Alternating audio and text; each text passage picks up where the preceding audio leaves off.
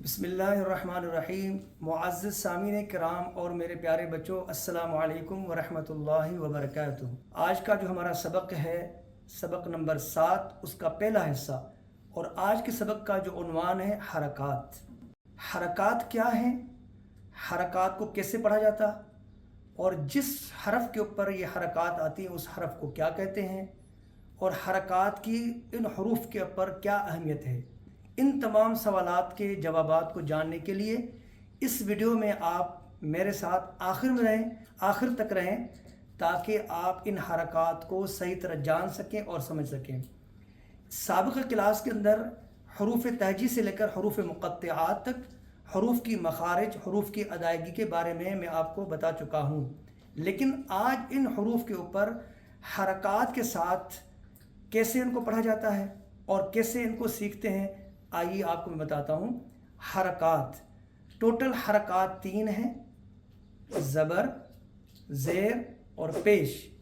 इन हरकात को कैसे पढ़ते हैं?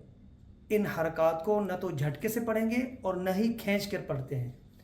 जिन हरूफ के ऊपर ये हरकात आती हैं उन हरूफ को मुतहर्रिक कहते हैं, और जिस हरफ पर भी ये हरकत आएगी उस हरफ को न खींच के पढ़ेंगे और न ही झटके से पढ़ेंगे।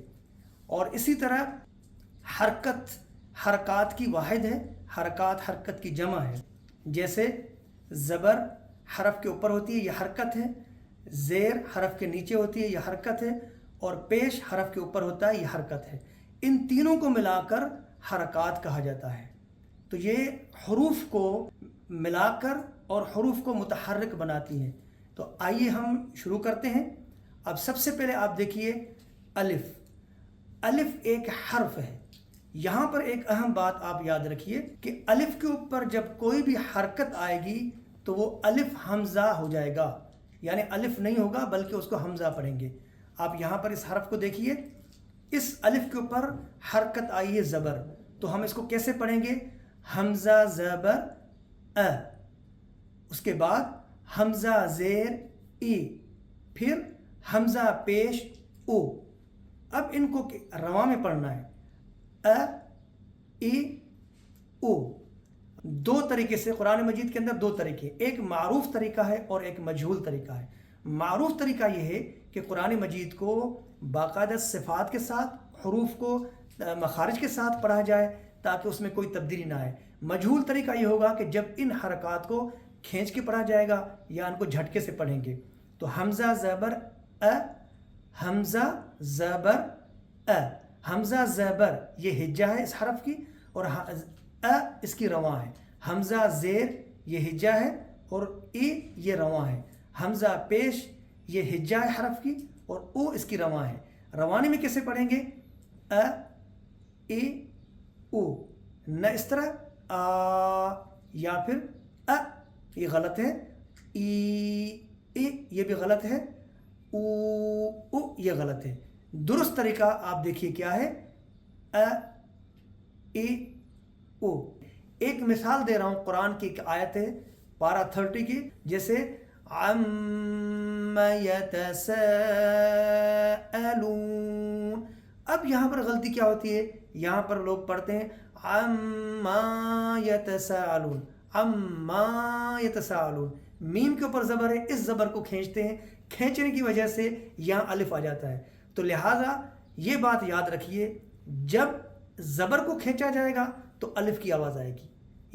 ये सबसे बड़ी यानी पहचानने की यहाँ पर एक निशानी है कि जब आप ज़बर को खींच रहे हैं तो अलिफ की आवाज़ आ रही है, तो आप समझ जाएं ये गलत है। आगे चलिए, फिर दूसरा हर्फ है, उसके बाद हमज़ा के बाद है हा। हा ज़बर हा, हा ज़ेर ही, हा पेश हो। यहाँ पर सिर्फ मैं इन हरकात को हरूफ के साथ कैसे पढ़ेंगे ये बता रहा हूँ मैं, लेकिन इनकी मखारिज और इन हरूफ की अदायगी आप साबिक़ क्लासों में सीख चुके हैं। उनका यहाँ ख्याल रखना है। ये हरूफ हल्की हैं तो इनकी अदायगी का ख्याल रखना है। ह ही हो, उसके बाद आइन ज़बर आ, आइन ज़ेर ई, आइन पेश ओ, आ ई ओ। गलत तरीका आ ای او یہ غلط طریقہ ہے. جیسے جھٹکا ا ای او یہ بھی غلط طریقہ ہے. تو معروف طریقے سے پڑھنا ہے ا ای او.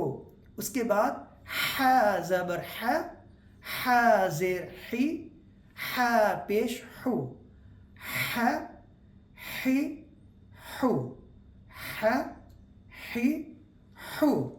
پھر اس کے بعد غین زبر غ غین زیر غی غین پیش غو غ غی غو.